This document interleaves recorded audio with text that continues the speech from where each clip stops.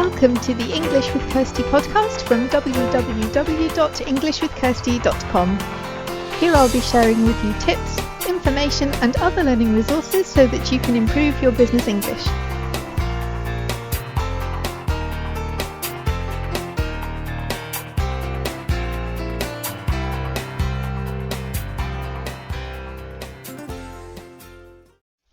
Hi and welcome to episode 167 of the English with Kirsty podcast, and today I'm continuing the series talking about social situations and problems that people have, and today I'm specifically talking about problems people have talking about their jobs and what they do, because that's one of the first things that people tend to ask you in a business situation if you're meeting other professionals or other people from your company that you haven't met before.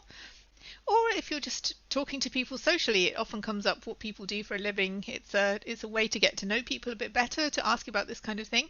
So it's often something that comes up in conversation. But it can be a problem for a number of reasons. Some of the reasons I've discovered myself, talking about myself and my job in other languages. And some of them are things that my customers have told me when I speak to them or when we practice general conversation skills, things that they find more difficult. So I've got 9 things here, 9 problems that people have, and 9 solutions, because I don't just want to talk about the problems, I want to look at some solutions as well. So these are problems and solutions in relation to talking about what you do for a living, so your job, your work. These can be talking about your work in general, but generally I'm talking about when you're talking about it in a different language, because that brings some new problems with it that you don't have otherwise. So the first problem is my job title doesn't translate very well. And this is a real issue that we have. I mean, for your CV, you need to have job titles on there. But when you're talking about what you do, you don't actually need to say, I am a, and give your job title if there's an easier way around telling people what you do. So describe what you do rather than using your job title, because sometimes the job titles just don't translate. If you're something like a teacher, then yeah, everybody knows what that is. And maybe when you learn a different language, one of the things you've done right at the beginning is to look at some different professions and learn the words for them, like, I don't know, police officer or doctor or car mechanic or whatever it is. Some things are really easy to translate.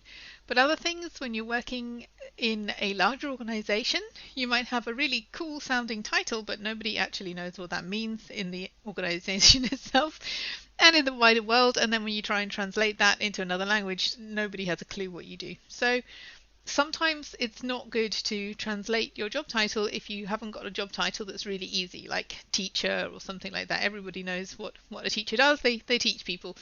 But when I think about some of the job titles I've had, it doesn't really tell you much about what I do. And there are also problems like, for example, in English, we use the word manager a lot more. In other countries, manager is a manager of people. And it's usually quite a senior position. You're a manager, you have responsibility. But in English, manager can also mean that you manage something. So a customer relations manager manages the relationship with customers, or a sales manager manages sales, but it doesn't necessarily mean you have a team and people working with you. Complaints manager manages complaints, but that could be a really low-level position. So it can be misleading if you try and translate exact job titles, because not all countries use words like manager in the same way. So that's something to be aware of. So number 1 is the problem is with the job title, and the solution, if it's a real pain to translate or to explain, then just tell people what you do. That they want to know something about you and what you spend your days doing. So don't get hung up on the job title if there's an easy way to explain what you do. In number 2, it's difficult even in my own language. And I've had this problem before. Especially when I was doing project work, like managing projects, it was difficult to explain exactly what I did without going into a long explanation, which nobody really cares about unless they are particularly interested in that project. So try and be succinct. Try and think about it in one sentence. What would you say? For example, if it's too technical, people won't necessarily understand unless they're in your industry, then try and make it easy for them to understand. Even try and imagine you're telling a child what you do. Some people, if you've just met them and if they're not in your industry or field of work, they're not really interested in the technical details either. There may be a lot of stuff that you can say, but really they basically just want to know what you do. So try and make it interesting and short, because you don't want to bore people. The other thing is that it could be that nobody knows about that particular industry or government department. I worked in a government department, and a lot of people didn't even know that we have this government department. So I had to think, okay, what can people relate to? What do they know about? And then try and make it relevant to that, rather than expecting people to know about a department of government that we don't always talk about, that isn't always in the media. So try and make it something that people can relate to. Number 3, I'm not used to the vocabulary or explaining what I actually do. And I came unstuck with this once because I went to Germany. I was very young. I was quite new to speaking German. It was my first time being the only English person in a big group of German people. And then suddenly somebody asked me what I did. And so I told them the thing that I'd learned to say, what my job was. And then they said, oh, so what does that mean? What do you do? And that was hard because I hadn't spent any time thinking about the vocabulary I needed other than my job title. And that was a mistake because I had loads of people sitting around the table looking at me, waiting for an answer, and I couldn't answer them, and it was embarrassing. So don't do that. So don't just think about your job title, but think about explaining what you do. So if this is a bit longer than, what you do, it's if somebody asks a follow-up question, what can you tell them about that? And do you have all the vocabulary you need for explaining what that is in another language? Because it's better to do that in advance than to be put on the spot like I was and not have a good enough answer. Number 4, it's not such a straightforward question. What's your job? What do you do? Because this can change depending on whom you're talking to. So sometimes you need different answers for this. If I take my situation as an example, if I'm talking to other teachers, I would give a different answer than if I was talking to somebody who wants to learn English. Because if it's someone who wants to learn English, they probably want to know, like how it works or what we do or what kind of people I work with, whereas a teacher might be more interested in like the methods that I use or how I put together my teaching programs, or what I think about certain questions when it comes to teaching languages. So I might go into more of the teaching side of it from a teacher's point of view if I'm speaking to other teachers. But if it's a student, they care about how the lessons work and how they could possibly benefit from it. If I'm talking with other self-employed people, they can understand what it's like to be working for yourself. So we would have more in common that way, but they may not know so much about teaching or care so much about the teaching side of it, what we use in the classroom. It's more being somebody who works for themselves, who is responsible for the other parts of the business as well. So not just the thing that you're paid for, but the website, the bookkeeping, the advertising, all that kind of thing. So you've got these things in common with other people who are working like that. If I've just met somebody, I don't know what they want, so that would be a bit more general. People who have a podcast, I might focus a bit more on what I do, what countries people are in who listen to my podcast, what kind of feedback I get, that kind of thing. That like you focus on the things that you think could be interesting to that person. So just the simple question of what do you do for a living, you could have 4 or 5 different answers to that question depending on whom you're talking to at the time. And sometimes it's good to prepare those different answers in your mind as well, to think about how would I answer this type of person or this type of person, because you probably aren't going to give the same information to each person, and they probably aren't going to ask the same follow-up questions if they do ask follow-up questions. So it's good to think about what they may be. Similarly, people in your company, they know what the company is, they know what it sells, what its products are. So you don't need to explain that to them, but they need to understand how you fit into that larger organization, into that company. Whereas people who are doing the same as you, so for example, if you're a salesperson, you go to some kind of sales conference, everybody there should know quite a lot about sales, but they don't know about your particular company. So they probably understand more about the role, but less about the company itself, what it does, who its customers are, what it can provide those customers with. Okay, number 5 is just a point about underselling yourself, because it's a balance. And here in the UK, being understated is quite normal. So if you go in and say, "Oh, I'm amazing. I've got this massive company and I've got this many customers and I make this much a year," people just think, "Really? Really? Okay. You're so full of yourself, it's not interesting." So you can go too far in overselling yourself, but at the same time, people here do undersell themselves as well. And I've helped people prepare for interviews, I've helped them with their documents, things like that. And the first time I ask them, what they do, or what their job is at the moment, and I get a very basic answer. And then I talk to them and find out they're doing some amazing things. They've got some great skills. They've got things that they can really be proud of, and they don't say any of that. They just know, "Yeah, I just do this," and it sounds so. They make it sound so unimportant, but that's not good either, because if you're just having a general conversation with people about what you do, it's not about selling yourself and making yourself out to be amazing, like when you're when you're applying for a job. But equally, you don't need to undersell yourself either.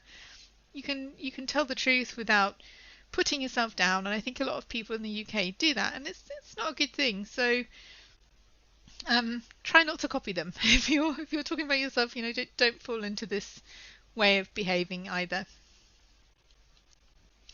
Number 6, it's difficult to explain what you do because there's too much going on. There's too many different things in your life. Either you're working on different projects at the same time, or you have several jobs, and if you explained it all, you'd be there all evening and the person may have fallen asleep or walked away. So you don't want that.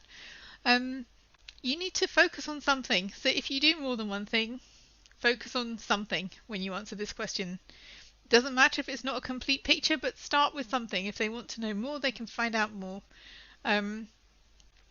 I do have this problem to some extent because I'm primarily a teacher. I work with adults, but I also have other services. I have my EWK services site, and there I offer things like translation and proofreading and communications advice.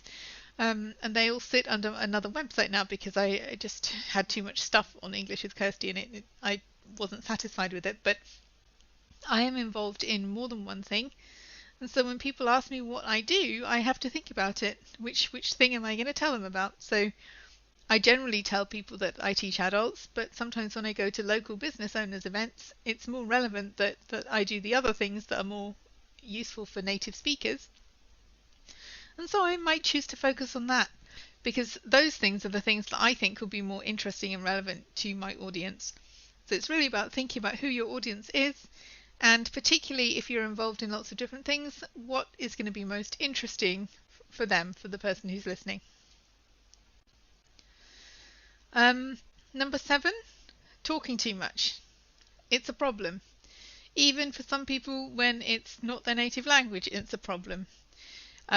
I think sometimes people feel they want to give a really accurate picture, or they want to give some background, or they really like their job, so they want to say a lot about it, but sometimes it's too much.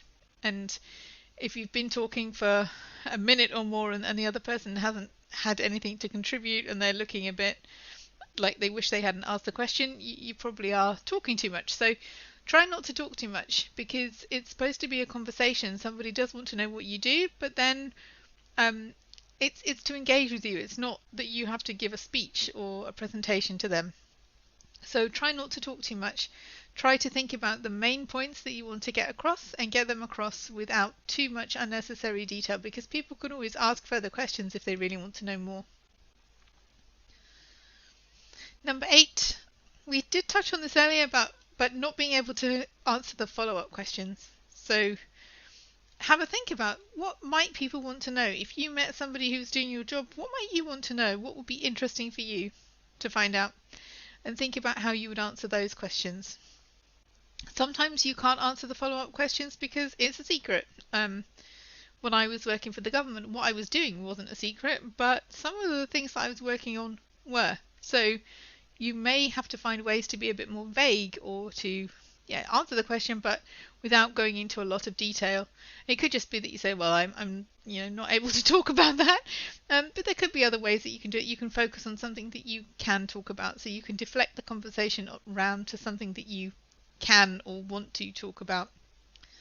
And the last thing is I don't have a job, so I can't talk about my job because I don't have one. And that can be for a number of reasons. You could be a student, so then it would be more about focusing on your studies, what you're studying now, and what you'd like to do in the future. Perhaps you're looking for work, so then you could maybe talk about what you've done before, or what you're hoping to do, or what you are training to do. Like if you're doing some courses while you're looking for work as well, you can talk about that. But it's to avoid this kind of empty silence, or like an uncomfortable silence. So what do you do for a living? I don't have a job.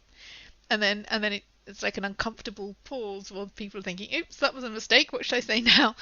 So try to answer the question with, yeah, I'm not working at the moment, but I'm studying to become a whatever, or I'm looking for work as a, or talk about something that you are doing, rather than just this, oh, I don't have one, and then it's uncomfortable if you don't follow on with anything else. So those are some ways that you can deal with that question. If you haven't actually got an answer to the question, then don't just say, no, I don't have an answer to the question. Find somewhere else to bring the conversation around to something else. If you don't want to talk about yourself, then just say, oh, well, I'm studying at the moment. How about you? And then send it back to them. What do you do? They can answer the question. But just find some way to take control of the conversation again, and don't just leave an empty silence where people are wondering what to say next. So those are 9 problems, 9 solutions. I hope that one or more of them are helpful to you. And if there are other problems that I've missed out, then please let me know, because I can add to this, or I can add to the page where this will be posted on my website. So if you have an idea of something else that is a problem when you're talking about English, talking about your job in English, and I haven't covered it here, then let me know. Send a message to podcast@englishwithkirsty.com. Kirsty is Kirsty, so podcast@englishwithkirsty.com, and let me know if you think that I should add anything to this list. And you can find the show notes page for this episode at englishwithkirsty.com/podcast/episode 167. Have a good week and have fun learning English.